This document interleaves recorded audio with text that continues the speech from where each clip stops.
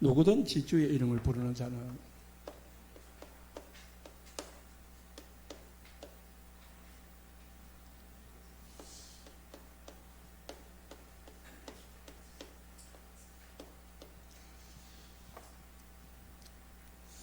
오늘 베드로의 설교에 대해서 말씀을 하겠습니다. 베드로의 설교, 바울의 설교를 보면은 우리가 뭘 믿어야 되는지, 또 우리가 전도를 할 때 무엇을 전해야 되는지 분명하게 나옵니다. 이게 이제 우리 신앙의 이 바탕이 되고 기본이 되고 사실은 모든 게 되는 겁니다. 이것만 되는 겁니다. 됩니다. 많은 것이 필요한 것 같이 보이지만은 신앙은 오늘 베드로의 설교 4번이 나오는데요. 이 4번의 내용이 다 동일합니다. 우리는 주일날 설교를 뭐 이렇게도 하고 저렇게 하고 내용이 늘 바뀌지만은 베드로의 설교는 4번을 해도 바뀐 적이 없어요. 똑같아요.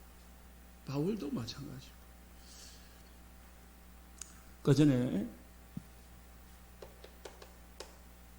36절에 주와 그리스도가 되게 하셨다. 이렇게 베드로가 고백했습니다. 예수님은 모든 인류의 주인이시고요. 그리고 모든 문제를 해결하신 그리스도이십니다. 예수님이 주와 그리스도 되신 증거가 이 세상에는 많이 있습니다. 불신자도 알 수 있는 역사적인 증거가 있습니다. 불신자도 역사를 알잖아요. 세계사를 배우잖아요. 세계사를 보면은 그리스도가 중요하구나 알게 된다는 거죠. 역사학자 토인비라고 있어요.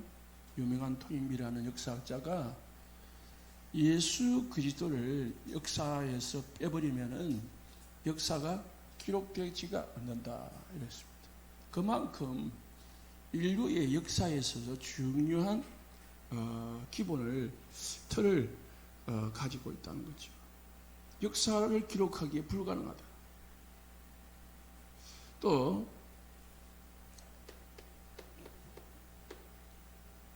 여러분과 지금이 우리가 쓰고 있는 AD BC 2016년이잖아요.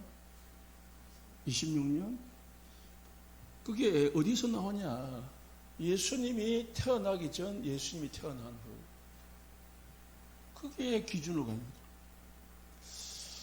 역사학자들이, 세계학자들이 시간과 날짜를, 특히 날짜를 기준을 세계 공통적인 날짜를 정해야 되겠는데 어떻게 할까? 사건 또는 시대, 인물 뭘 중심으로 만들면 될까? 그렇게 연구를 하다가 이 세상에서 가장 큰 영향력을 끼친 인물로 만들자. 그래 세상에서 가장 큰 인물을 찾아보니까 세계의 가장 큰 인물이 누구냐? 공자도 아니고 석가도 아니고 소크라테스도 아니고 예수라는 거예요. 그래서 예수님의 태어나는 그 시기를 기준으로 AD와 BC가 나눠져 있습니다. 이 말은 예수님이 분명히 이 역사 속에서 이 땅에 오셨다는 거예요. 이 땅에 그냥 이 소설이나 어떤 신화적인 인물이 아니라는 거예요. 우리가 말하는 당군, 그 신화적인 인물이잖아요. 두 번째로 알 수 있는 것은 선교적 증거입니다. 선교적 증거란 말은 모든 곳에 귀신, 종교를 섬기는 나라나 가정들이나 개인들은 다 멸망을 당해요. 그런데 예수 그리스도의 복음이 증거되어지는 데마다 그 사람이 살아나고 치유가 되고 회복이 되고 육신적으로도 복을 받더라는 거예요. 이 귀신을 섬겨가지고 오는 모든 문제가 예수를 믿으니까 해결이 되더라는 거예요. 그래서 우리가 무당들에게 답을 주면 참 좋은데, 무당들이 길을 모르거든요. 사주팔자 운명 귀신의 역사에서 빠져나오고 싶은데 빠져나온 길을 모르고 있거든요. 또 길을 제시해 주면은 사실상 겁이 나서, 왜? 자신이 더 큰 해를 입을까 싶었어. 또 자신이 빠져나와도 그 자신에게 당한 그 해가 자녀들에게 전가될까 싶어서 감히 예수를 믿지 못하는 사람이 너무 많은 거예요. 너무 많은 거죠. 그런데 진짜 결단하고 믿기만 하면은 여기서 빠져나오더라는 거예요. 그렇게 고통스럽고 이 저주 재앙 가운데 살던 삶이 하나님이 하나님 주시는 축복 속으로 옮겨지더라는 거예요. 그게 증거죠, 증거. 실제적인 증거. 우리나라도 마찬가지고 다 마찬가지잖아요. 이 세계사에 우리나라가 지금 박정희 대통령 때문에 우리나라가 발전되고 잘 됐다고 하지만은 사실상 하나님이 축복하지 아니하면은 안 되는 거죠. 반대로요, 필리핀 같은 가본데 가보면 비참합니다. 여러분 안 가봐서 그렇지. 환경적으로도 비참하고, 물론 필리핀 마닐라 메트로시티에 가면은 우리나라보다 잘 사는 사람들도 많습니다. 그러니까 이제 후진국이니까 빈부격차가 심하죠. 그런데 필리핀이 우리나라 1950년 6.25 때에 우리나라보다 잘 살았어요. 지금으로 하면은 몇십 년만, 100년 전에 해도 우리나라보다 훨씬 잘 살았다니까요. 우리나라 6.25 때 필리핀이 우리나라한테 물자를 공급을 해주세요. 전쟁 때. 우리나라를 도왔다니까요. 그런데 지금은 우리나라, 내가 볼 때는 우리나라 한 70년대 정도 지금 수준이에요. 70년대. 많이 나가봐야 80년대. 메트로 마닐라 빼고. 왜 그래 됐냐? 천주교 귀신이 숨기고 있거든요. 그러니까 기독교인들에 대해서 우호적이지만 사실은 종교성이거든요. 제가 오늘도 가지만은 목사님들이 모이는데요, 찬양할 때는요 어마어마하게 찬양합니다. 우리가 아마 상상할 수 없을 정도, 따라갈 수 없을 정도 찬양을 열심히 열렬하게 찬양을 하는데, 메시지 들을 때는 실제로 전혀 관심이 없어요. 우리는 반대로 뭐하냐, 찬양하지 말고 메시지 들으라고 이야기하죠. 자꾸 바꿔주는 거죠. 그렇습니다. 복음 없는 나라. 우크라이나도 마찬가지잖아요. 지금 전쟁하고 오늘 또 큰 폭발이 터졌다고 뉴스에 나오던데, 뭐냐, 그 나라가 복음이 먼저 들어갔거든. 그런데 정교회로 바뀐 거예요, 복음이. 그러니까 정교회가 뭐냐면은 우리 믿음의 이 조상들 있잖아요. 12사도라든지 그런 사람들을 신으로 섬긴단 말이에요. 예수를 신으로, 또 예수도 신으로 섬기지만 그게 정교회. 지금 천주교나 똑같은 거예요. 말을 많이 하자면은 길고, 복음만 증거되니까 다 살아나더라. 가문이고, 가정이고, 개인이고, 그게 증거잖아요. 실제적인 증거죠. 그 영적인 증거를. 귀신에 시달리는 사람, 정신으로 시달리는 사람, 우울증에 시달리는 사람, 이 모든 시달리는 사람들이 예수 믿으니까 거기서 뭘 얻냐? 참 평안을 얻는 거예요. 안식을 얻는 거죠. 우울증에 시달리는 사람들이 예수 믿으니까 기쁨을 찾는 거죠. 이게 뭐냐? 이게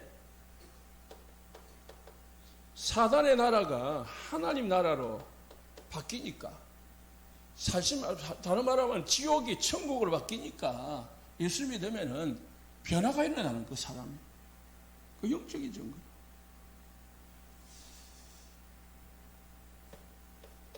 실제로 하나님이, 그리스도가 하나님이 되신 증거가 있죠.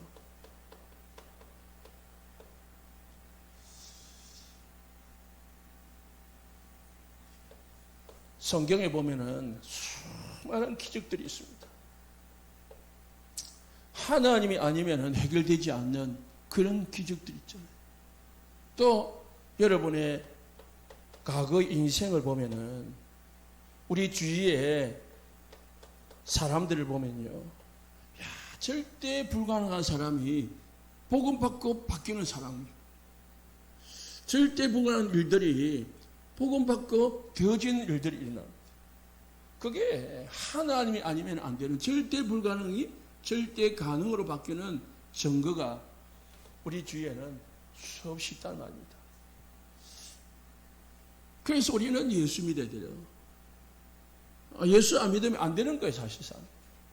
예수만 믿으면 되는 거예요. 그죠?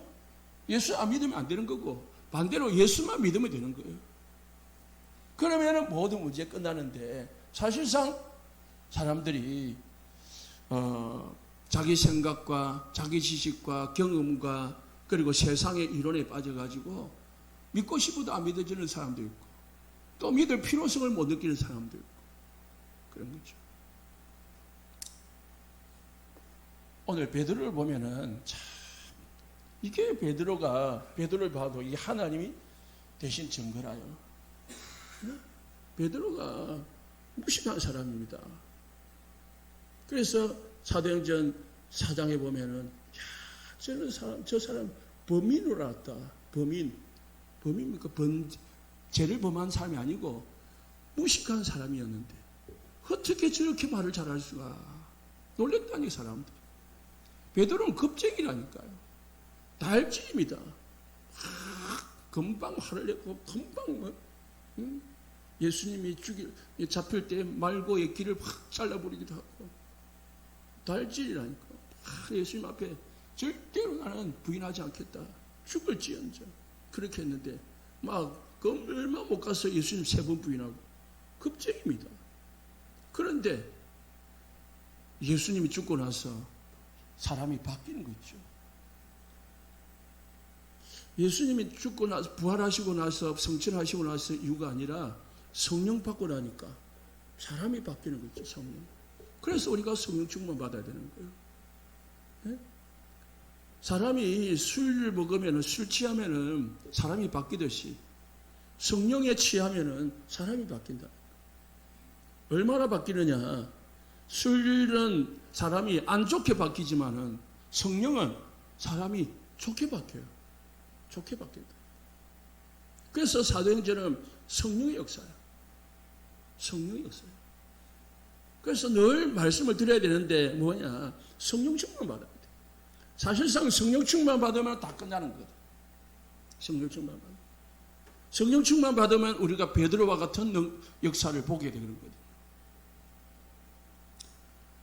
사도행전 2장 1절에 오순절 날에 이미 이르매 그들에게 다 한 곳이 모였더니 혼연히 하늘로부터 크고 강한 바람 같은 소리가 있어 그들의 온 집에 가득했다. 마치 불의 혈처럼 갈라지는 것들이 그들에 보여 각 사람 위에 하나씩 임하여 있더니 그들이 다 성령 충만을 받고 성령이 말하게 하심을 따라 성령 충만 받으니까 베드로가 이제 바뀌는 거예요. 절대 안 될 것 같은 다혈질 베드로, 겁쟁이 베드로, 무식쟁이 베드로가 성령 충만 받으니까요. 완전히 딴 사람으로 바뀌는 거예요. 그 베드로가 이렇게 나서서 진짜 멋있는 설교를 한다는 것 자체가 대단한 거예요. 얼마나 멋있습니까? 베드로의 첫 번째 설교입니다. 첫 번째 설교에서 베드로가 말한 게 뭐냐? 예수가 그리스도다.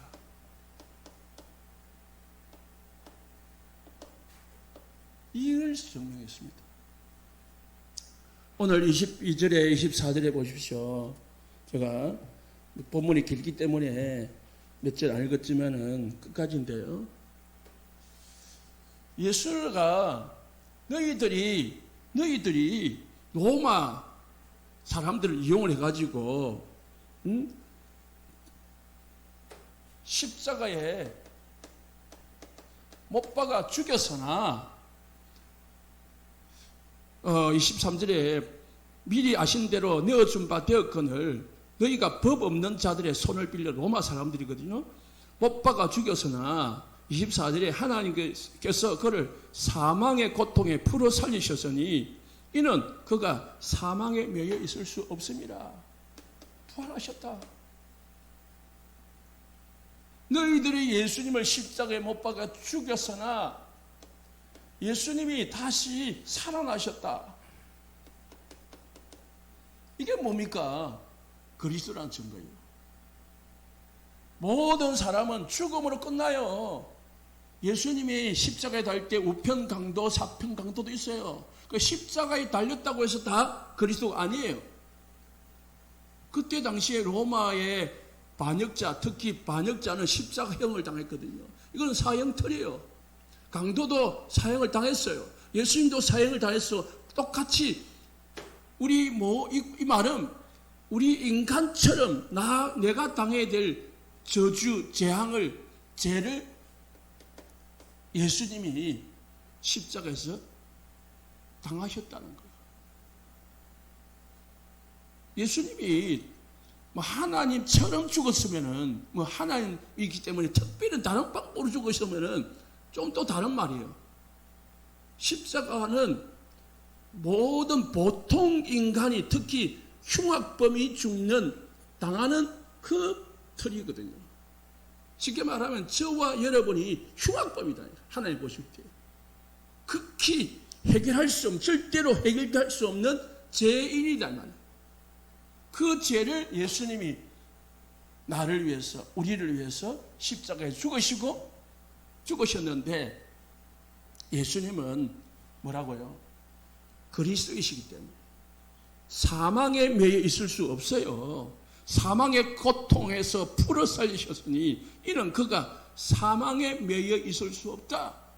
인간은 사망으로 끝나는 거지만은 예수님은 그리스도이시고 하나님이시기 때문에 사망에 영원히 있을 수가 없는 거예요. 그래서 하나님이 살리셨다. 믿으시기 바랍니다. 그리스도라는 증거가 뭡니까? 그리스도란 말은 부활하심으로 사단의 권세를 끄으셨다. 이 말입니다. 그래서 예수님이 십자가에서 인간의 모든 죄를 해결하시고 사단의 권세를 끄시고 하나님 만나는 길을 여신 겁니다. 이 그리스도의 이름을 부르는 자마다 구원을 얻으리라. 그렇습니다. 이 사람들이 이해를 못하니까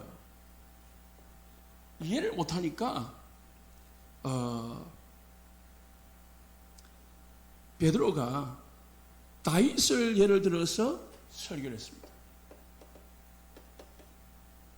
다윗을 뭐랬냐? 25절에 너희가 지극히 존경하는 다윗 조상 있지 않냐? 그 조상도 예수를 예언했다. 예수 그리스도를 예언했다. 미리. 언제냐? 25절에 내가 항상 내 앞에 계신 주를 뵈었으며, 이 사람들은요 이해가 안 되는 거예요. 예수는 지금 나이가 30살밖에 안 되는데 다윗은 지금 수백 년 전에 계셨던 분인데 어떻게 다윗이 예수를 보았단 말이냐? 그렇게 이해야 되는 거죠. 육신적으로 이해하면 이해가 안 되는 거죠. 그러나 다윗은 내가 항상 주를 뵀대 그리스도를 봤단 말입니다. 그리스도를 만났대요. 왜요? 예수를 만났다는 거예요. 예수님이 누구시기 때문에요? 하나님이시기 때문에. 그 증거다 말입니다. 그러므로 내 마음이 기뻐하였고 내 혀도 즐거워하였으며 육체도 희망에 거하였더니 이는 내 영혼을 엄부에 버리지 아니하고 주의 거룩한 자로 썩음을 당하지 않게 하실 것입니다. 다윗의 그 고백입니다. 다윗의 고백. 이걸 왜 그럽니까? 유대인들은 이 말씀을 잘 알거든요. 다윗이 이 시편 고백을 알고 있거든요. 그러니까 말해주니까 꼼짝을 못하는 거지. 다윗을 말하는데 29절에 뭐랍니까? 다윗은 죽어서 무덤 있지 않냐? 그런데 예수는 뭐가 없어요? 무덤이 없다. 31절에 그리스도의 부활을 말하되 그가 엄부에 버림이 되지 않고 그의 육신이 썩음을 당하지 아니하시려다. 그러니까 너희들이 다 멸시하는 이 예수하고 너희들 존경하는 다윗을 봐봐라. 다윗은 평범한 너희 존경하는 다윗은 육신이 가지고 썩음을 가지고 무덤이 있지만은 예수는 무덤이 없어. 왜? 하나님이 살리시기 때문에 무덤이 없는 거다. 우리는 유대인들이 아니기 때문에요. 이 말씀을 들으면 잘 이해가 안 될 수도 있어요. 그런데 유대인들은요, 딴방에 이해가 됩니다. 아, 부활? 이게 사람이 아니구나. 하나님이시구나. 무덤이 없다? 이거는 그리스도만 무덤이 없는 거거든요. 딱 이해가 되는 거예요. 베드로는 이 유대인들에게 딱 맞춘 설교를 한 겁니다. 그리고 33절에 35절에 다윗은 하늘에 올라가지 못했다. 무덤에 있으니까. 그런데 예수님은 어떻게 해요? 35절에 주께서 내 주에게 말씀하시기를 내가 네 원수의 네 발등상이 되게 하기까지 너는 내 우편에 앉아 있으라. 다윗은 무덤에 있지만은 예수님은 하늘 우편에 계신다. 하나님 우편에. 그래서 36절에 온 이스라엘 제목을 확실히 알아라. 유대인들아 똑바로 알아라. 뭐라고요? 너희가 십자가에 못 박은 이 예수를 하나님 주와 그리스도가 되게 하셨다. 무슨 말입니까? 우리가 다른 말 할 필요가 없어요. 설교할 때, 또 전도할 때 뭘 전하면 됩니까? 예수님이 십자가와 부활을 전하면서 예수님이 그리스도다. 그만 전하면 되는 거예요. 또 우리가 그만 믿으면 됩니다. 다른 거 믿을 필요가 아니라 예수님이 그리스도다. 이 믿고 이에 대한 우리가 믿음을 가지면 됩니다. 이 믿음을 가지면 됩니다. 성경은 이 말을 합니다. 구약 성경은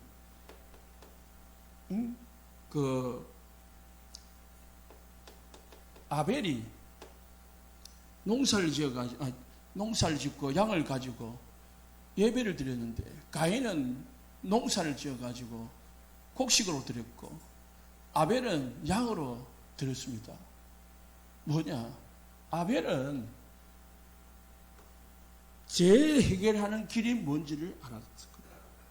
죄를 해결해야 저주가 해결이 돼요. 죄를 해결하려면 뭘 해결해야 된다가? 피를 발라야 된다. 피를 흘려야. 그걸 아는 거예요. 그래서 믿음의 조상이 된 거예요. 가인은 예배를 드렸는데 무슨 예배? 피 없는 예배, 복음이 없는 예배, 그리스도가 없는 예배, 믿음이 없는 예배를 드렸단 말이에요. 그러니까 예배 드려봐야 소용없어요. 교회 앉아 있어봐야 소용이 없어요. 이 말입니다. 하나님 안 받아. 종교적인 예배는 이게 어마어마한 거잖아요.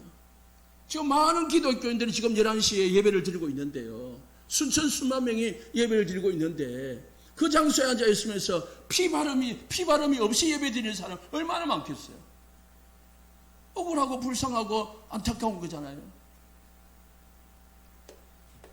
노아가 방주를 지었고 방주 안에만 들어가면 산다. 방주 안에만. 다른 게 아니에요. 방주 안에만 들어가면 산다.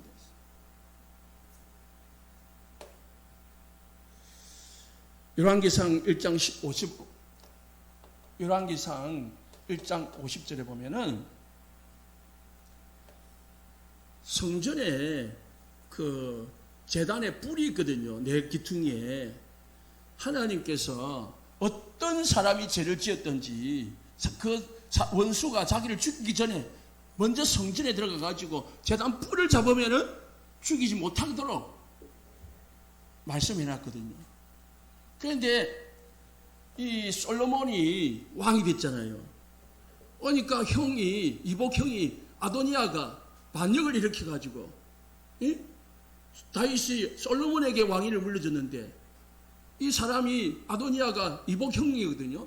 형이 반역을 일으켜 가지고 막 되어들었단 말입니다. 반역을 일으켰단 말입니다. 그걸 솔로몬이 알고 군사를 일으켜 가지고 아도니아를 쳤어요. 그러니까 아도니아가 패하니까 이제 갈 데가 없는 거예요. 도망을 가야 돼. 그러니까 죽을 해야 되는 거예요.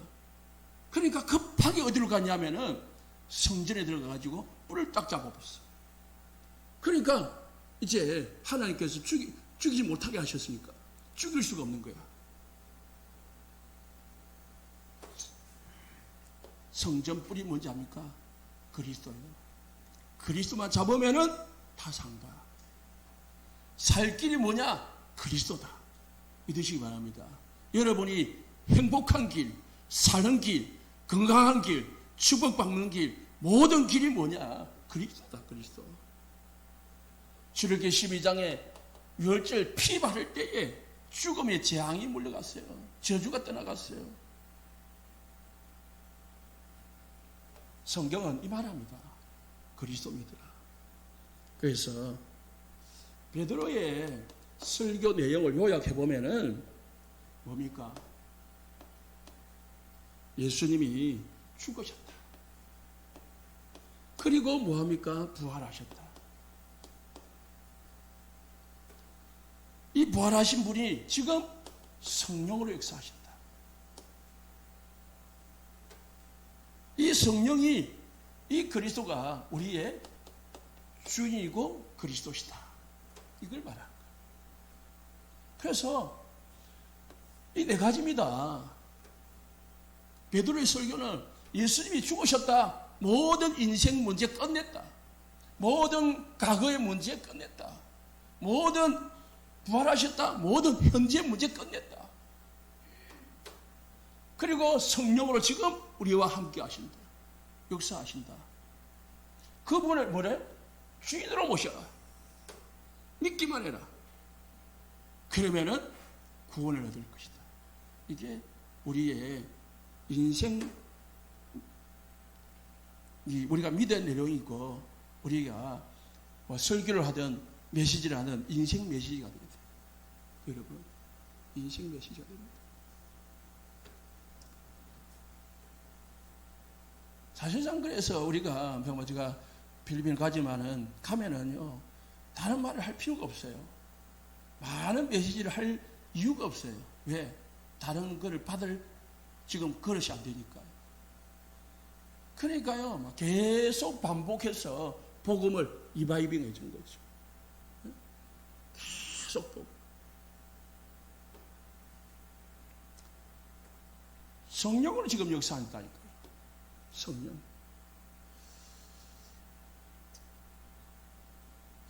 우리가 이 예수님을 주인으로 믿으면 되는 줄 믿으시기 바랍니다. 주인으로 믿으면 됩니다. 사도행전 3장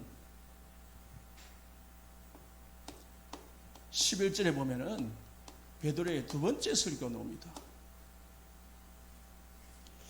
11절에서 26절에 보는데 이제 뭡니까? 안진뱅이를 일으켰거든요. 성전에서 40세가 되는 안진뱅이. 어릴 때부터 안진뱅이로 태어나가지고 안진뱅이 구걸하면서 살던 안진뱅이. 그 안진뱅이가 예수 이름으로 일어났단 말입니다. 일어나니까 사람들이 막 모여들었어요. 수많은 사람이 모여들어가지고 베드로 보고 야 대단하다 하니까 베드로가 어찌하여 나를 주목하느냐 하면서 내가 이 사람을 고친 게 아니고 하면서 이 사람들에게 설교를 했어요.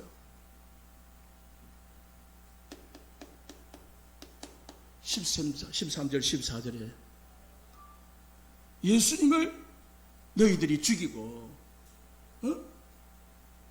바라바를 놓아주었다. 예수님의 죽음. 그런데 15절에 그 예수님을 하나님이 살리셨다. 부활하셨다. 이 예수님의 죽음과 부활은 이미 하나님이 약속하신 예언된 내용들이었다. 그것이 성취된 것이다. 말씀이 성취된 것이다.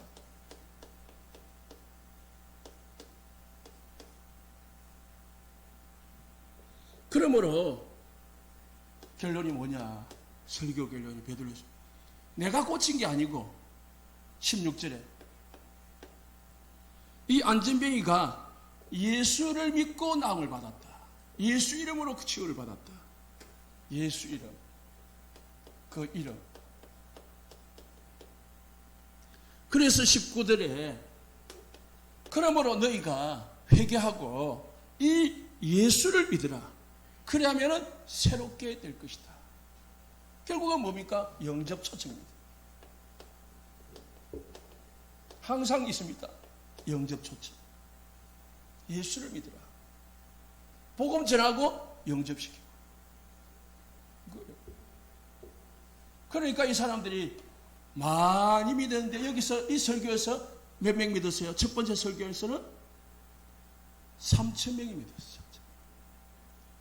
두 번째 설교에서는 5,000명이 믿었어요. 이야, 엄청난 부흥 역사가 나온 거죠. 이것만 했는데 다른 설교를 한 게 아니라니까요. 멋있는 기똥찬 설교를 한 게 아니라니까. 복음만 딱 전했어요. 깔끔하게. 그리고 세 번째 설교는 이 사람들이 이제 많은 사람들이 모여서 이제 예수를 믿게 되니까 유대인들이 바리새인들이 서기관들이 제사장들이 막 놀래 자빠진 거예요. 와, 이제 어떻게 하면 되냐? 사람들한테 이제 베드로 이 사도들한테 다 모여드는 거 사람들이 자기들은 이제 관심이 자기들은 이제 완전 소외되는 거예요. 그래서 교권을 이용해 가지고 정치를 이용해 가지고 베드로 요한 사도들을 잡아가지고 감옥에 가둬왔어요. 가둬가지고 이제 협박을 하고 핍박을 하고 그리고 저 위협을 한 거예요. 그리고 저 매질을 한 거죠. 하면서 다시는 말하지 마라. 이제는 예수 이름으로 말하지 마라. 협박을. 그때 나온 내용이 뭐냐? 사도행전 4장 12절에 천하 인간이 구원을 얻을 만한 다른 이름을 주신 적이 없다. 누가 앞에서요? 법정 앞에서. 내가 사람의 말을 듣는 것이 옳은가? 하나님의 말씀을 듣는 것이 옳은가? 판단해봐라. 그러니까 이 사람들이 죽일 수도 없고 살릴 수도 없고 막 그런 거요. 응? 미친 거지. 그래가지고요 막 가난하니까 하나님이 천사를 보내가지고 이 사람을 풀어냈어요. 끄집어내갔어. 지금 담대히 말해라. 담대히 말하라. 하니까 베드로가 사도행전 4장 8절부터 12절에 세 번째 설교를 합니다. 9절에 사람들아, 이 사람 안전뱅이가 어떻게 나았냐고 나에게 물어본다면은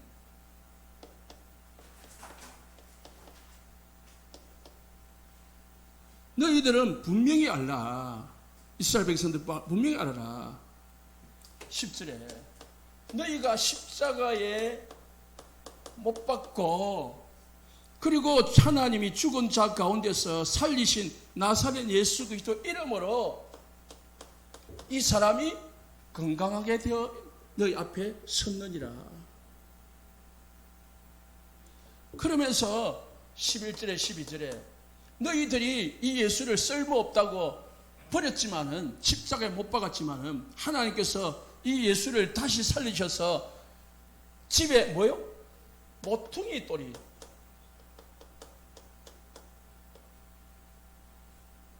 되게 하셨느니라. 그러면서 12절에 다른 이로서는 구원을 얻을 수 없나니 천하인간의 구원을 얻을 만한 다른 이름을 우리에게 주신 적이 없느니라. 그러면서 다시 또 이제 5장입니다. 풀려나가지고 하는 말입니다. 5장 30절에서 31절에 너희가 나무에 달아 죽인 이 예수를 우리 조상이 하나님이 살리셨다. 이스라엘에게 회개함과 제사함을 주시려고 그를 오른손으로 높이사 임금과 구주로 삼았다. 우리가 이 일의 증인이다. 베드로가 뭡니까? 다 그리스도의 증인으로 다 쓴 겁니다. 뭐요? 십자가와 부활의 증인. 우리 성도님들 다른 말 할 거 없고 여기에 답 내시기 바랍니다. 예수님이 십자가에 죽으시고 부활하셨다. 그 의미가 무엇인지. 십자가에 죽었다는 말은 우리의 모든 과거의 제 문제, 저주, 재앙 다 끝냈다. 여러분의 상처, 여러분의 모든 아픔 다 해결했다는 거예요. 그게 매여있지 마라. 사단이 자꾸 그게 과거에 매여있지. 내가 옛날에 그게 사실상 잡혀있는 거예요. 내가 어릴 때에 어떻게 살았는데 그거이죠. 다 상처입니다. 다 버리시기 바랍니다. 내가 과거에 옛날에 다 끝내는 거예요. 부활하셨다는 말은 그리스도가 하나님이시다는 말입니다. 예수님이 하나님이시다.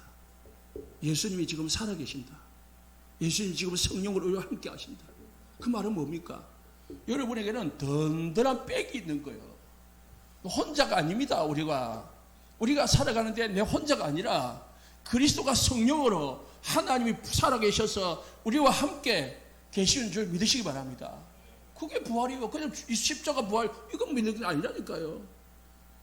많은 기독교인들이 귀걸이도 십자가, 목걸이도 십자가 하고 다니잖아요. 그렇다고 한다고 해서 귀신이 겁을 내는 게 아니에요. 귀신이 겁을 내는 사람은 예수님이 그리스도다. 이걸 믿는 사람이에요. 이걸 믿으면 귀신이 자동으로 도망을 가요. 흑암이 무너져요. 강한 자가 꺾어져요. 또는 악한 자가 무너지는 거예요. 이거를 실제로 내 삶 속에 적용하시고 누리시기를 예수 축원합니다. 마지막 네 번째 설교가 나오는데 그게 언제냐? 사도행전 10장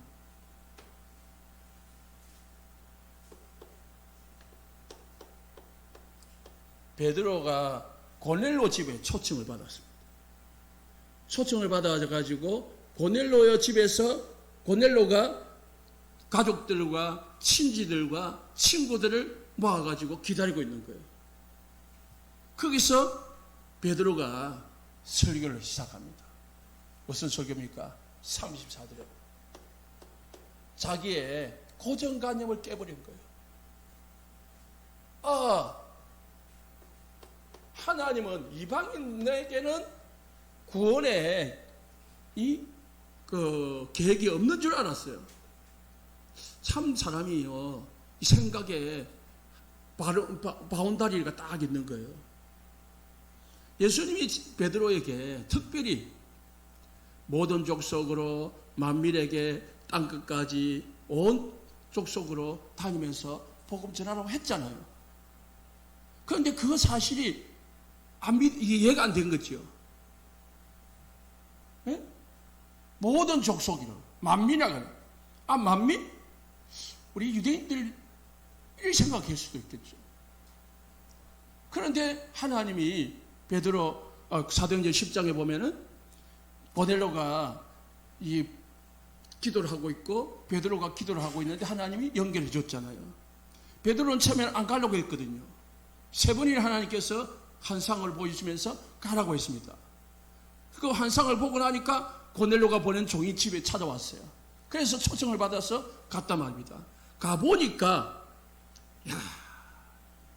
이방인에게는 구원의 복음을 전하지 않아도 되는 줄 알았는데 하나님께서 이 고넬로 집을 딱 준비해 놓고 있는 걸 보게 된 거예요.